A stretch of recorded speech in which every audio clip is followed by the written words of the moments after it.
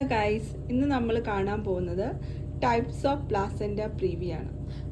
They are 4 type of placenta previa depending upon the degree of extension of placenta to the lower uterine segment. എന്ന് വെച്ചാൽ lower uterine സെഗ്മെൻറ്റിലേക്ക്, അതായത് ഗർഭപാത്രത്തിൻ്റെ താഴെ ഭാഗത്തേക്ക് പ്ലാസെൻറ്റ എത്രത്തോളം വ്യാപിക്കുന്നു എന്നതിനെ അടിസ്ഥാനമാക്കി ഇതിനെ നമ്മൾ 4 ആയിട്ട് തിരിച്ചിരിക്കുന്നു. Lower line, marginal, incomplete or partial, centre or complete. Next നമ്മൾ നോക്കാൻ പോകുന്ന ടൈപ്സ് ആണ്. The low line placenta. The lower margin of the placenta dip in to the lower segment. എന്ന് വെച്ചാൽ പ്ലാസെൻറ്റയുടെ താഴെ ഭാഗം ഗർഭാശയത്തിൻ്റെ താഴത്തെ അറ്റത്തേക്ക്, അതായത് ലോവർ സെഗ്മെൻറ്റിലേക്ക് ഇറങ്ങി നിൽക്കുന്നു. Okay, next marginal. The placenta reach in the margin of the internal OS but does not cover it. എന്ന് വെച്ചാൽ ഗർഭാശയ മുഖത്തിൻ്റെ ഇൻറ്റേർണൽ OSൻ്റെ അരികിൽ വരെ എത്തുന്നതും എന്നാൽ അതിനെ പൂർണ്ണമായി മൂടുന്നില്ല.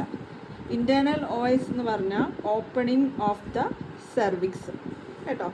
Next incomplete or partial. The placenta covering in the internal OS partially. എന്ന് വെച്ചാൽ പ്ലാസെൻറ്റ ഗർഭാശയ മുഖത്തെ ഭാഗികമായി മാത്രം മൂടി നിൽക്കുന്ന അവസ്ഥ. Next central or complete. The placenta complete cover in the internal OS even when the cervix is fully dilated. എന്ന് വെച്ചാൽ പ്രസവ സമയത്ത് ഗർഭാശയത്തിൻ്റെ മുഖം ഇൻറ്റേർണൽ OS പൂർണ്ണമായും വികസിച്ചാൽ പോലും മറുപിള്ള അല്ലെങ്കിൽ പ്ലാസെൻറ്റ ആ ഭാഗത്തെ പൂർണ്ണമായി മൂടി നിൽക്കുന്ന അവസ്ഥയാണ് ഇത്.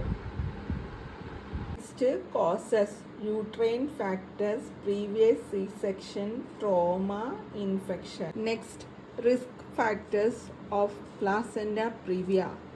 First one, multiple pregnancy, placenta size and abnormality, smoking, multiparent, maternal age, presence of uterine scar. Thank you so much for watching my video. Please like and subscribe. God bless you all.